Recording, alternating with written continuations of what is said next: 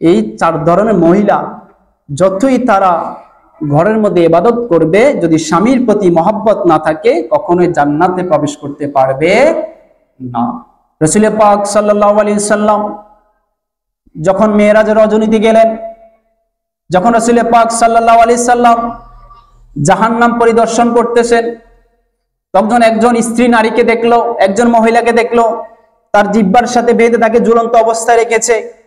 তখন রাসূল পাক সাল্লাল্লাহু আলাইহি সাল্লাম জিবরাইল আলাইহিস সালামকে প্রশ্ন করলেন, হে জিবরাইল, এই মহিলার অবস্থা এমন কেন, সেভাবে ঝুলন্ত অবস্থায় কেন? জিবরাইল আলাইহিস সালাম বলে, ইয়া রাসূলুল্লাহ, এই মহিলা দুনিয়া থাকতে তার স্বামীকে এবং প্রতিবেশীকে গালিবন্ধ করেছে এবং তাদেরকে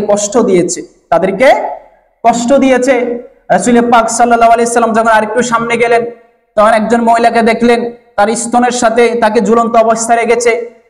জিবরাইল আলাইহিস সালাম প্রশ্ন করলেন, হে জিবরাইল, এই মহিলার এই অবস্থান কেন?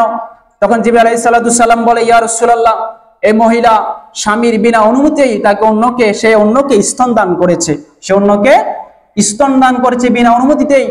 এরপরে রাসূল পাক সাল্লাল্লাহু আলাইহি সাল্লাম যখন আরেকটু অগ্রসর হলেন, তখন একজন মহিলাকে দেখলেন তার পায়ের সাথে তাকে ঝুলন্ত অবস্থায় রেখেছে। তখন জিবরাইল আলাইহিস সালামকে প্রশ্ন করলে, হে জিবরাইল, এই মহিলা এই অবস্থায় কেন? তখন রাসূল পাক জিবরাইল আলাইহিস সালাম বলতেছে, ইয়া রাসূলুল্লাহ, এই মহিলা স্বামীর অনুমতি বাদেই সে রাস্তায় বের হয়ে যাইতো, সে স্বামীর অনুমতি নিত না, সে বাজারে যাইতো বিনা অনুমতি, সে রাস্তায় বের হয়ে যেত স্বামীর বিনা অনুমতিতেই। এরপর রাসূল পাক সাল্লাল্লাহু আলাইহি সাল্লাম যখন আরেকটু অগ্রসর হলো, তখন আরেকজন মহিলাকে দেখলো তার হস্তদ্বয়ের সাথে, তার হাতের সাথে মহিলাকে ঝুলন্ত অবস্থায় রেখেছে। তখন রাসূল পাক সাল্লাল্লাহু আলাইহি সাল্লাম জিবরাইল আলাইহিস সালামকে প্রশ্ন করলেন, হে জিবরাইল, এই মহিলার এই অবস্থান কেন? তখন জিবরাইল আলাইহিস সালাম বলতেছে, ইয়া রাসূলুল্লাহ, এই মহিলা স্বামীর অর্থ সম্পদ নষ্ট করেছে। স্বামীর অর্থ সম্পদ কি করেছে? নষ্ট করেছে। একটু খেয়াল করবেন, বর্তমান সময়ে রাসূল পাক সাল্লাল্লাহু আলাইহি সাল্লাম যে চারজন মহিলাকে দেখেন, চারটা অবস্থার মধ্যে দেখেছেন, এই চারটা অবস্থান কি কারণে হয়েছে, এখন বর্তমানের সময় সেটা বাস্তবায়ন হচ্ছে। সেটা কি বাস্তবায়ন হচ্ছে? রাসূল পাক সাল্লাল্লাহু আলাইহি সাল্লাম যখন প্রথম মহিলাকে দেখেছেন, যখন জিবরাইল ইসলামকে প্রশ্ন করলো, হে জিবরাইল, এই মহিলার অবস্থান কেন?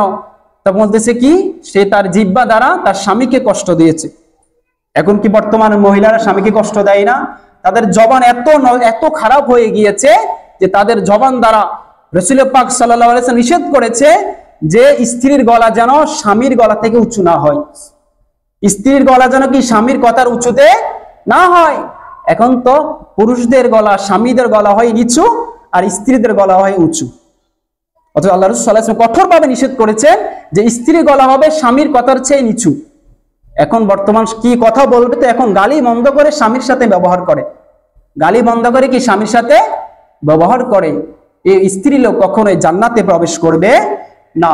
দ্বিতীয় মহিলাকে যখন আল্লাহ রাসূল সাল্লাল্লাহু আলাইহি ওয়াসাল্লাম দেখেছেন যে স্তন দান করেছেন, স্বামীর বিনা অনুমতিতেই অন্য কাউকে স্তন দান করেছেন, বর্তমান প্রেক্ষাপটে তাই হচ্ছে, বিনা অনুমতিতেই মহিলারা এখন স্তন দান করে দেয় অন্য পুরুষকে স্তন দান করে দেয়। এই মহিলারা কখনোই জান্নাতে প্রবেশ করবে না। তৃতীয় ব্যক্তিকে যখন আল্লাহ রাসূল সাল্লাল্লাহু আলাইহি ওয়াসাল্লাম দেখেছেন, কি অবস্থা দেখেছেন, তার পায়ের সাথে তাকে ঝুলন্ত অবস্থায় রেখেছে। যখন জিজ্ঞাসা করলো এই ব্যক্তির অবস্থা কেন, তখন জিবরাইল আলাইহিস সালাম বলেছে যে এই মহিলা স্বামীর অনুমতি বাদেই সে কি রাস্তায় বের হয়ে যাইতো। এখন তো বেশিরভাগ মহিলা বিনা অনুমতিতে এখন রাস্তায় বের হয়ে যাচ্ছে, এমনকি বাজারে চলে যাচ্ছে। এরকম হচ্ছে না? এই যাহারা বিনা অনুমতিতেই রাস্তায় বের হয়ে যাবে, এই মহিলারা কখনো জান্নাতে প্রবেশ করবে না, সতর্ক করে দিবেন। এরপরে চতুর্থ ব্যক্তিকে যখন আল্লাহ রাসূল সাল্লাল্লাহু আলাইহি ওয়াসাল্লাম দেখেছেন যে তার হস্তদ্বয়ের সাথে, হাতের সাথে তাকে ঝুলন্ত অবস্থায় রেখেছে, তখন তাকে প্রশ্ন করা হলো এই ব্যক্তির অবস্থা কেন? তখন জিবরাইল আলাইহিস সালাম বলেছে যে এই হাত দিয়ে সে তার স্বামীর অর্থ সম্পদ নষ্ট করেছে। স্বামীর কি অর্থ সম্পদ নষ্ট করেছে? স্বামীর ইনকাম হচ্ছে 5 টাকা আর স্ত্রী খরচ করতেছে কি 10 টাকা। এরকম হচ্ছে না? এরকম হচ্ছে। এই চার ধরনের মহিলা যতই তারা ঘরের মধ্যে ইবাদত করবে, যদি স্বামীর প্রতি মহব্বত না থাকে কখনোই জান্নাতে প্রবেশ করতে পারবে না। স্বামীর প্রতি স্ত্রীর আনুগত্য থাকতে হবে। স্ত্রী সবসময় স্বামীর হক এটাকে বাধ্যতামূলক রাখতে হবে। স্বামীর হকে যদি কোনো ঘাটতি থাকে, ওই স্ত্রী লোক কখনো জান্নাতে প্রবেশ করবে না। রাসূল পাক সাল্লাল্লাহু আলাইহি ওয়াসাল্লাম বলেছে যে স্বামী স্ত্রী বন্ধন স্বামী স্ত্রীর ভালো সম্পর্ক তাদেরকে জান্নাতে প্রবেশ করাবে, এবং কি স্বামী স্ত্রীর খারাপ সম্পর্ক তাদেরকে জাহান্নামে প্রবেশ করাবে।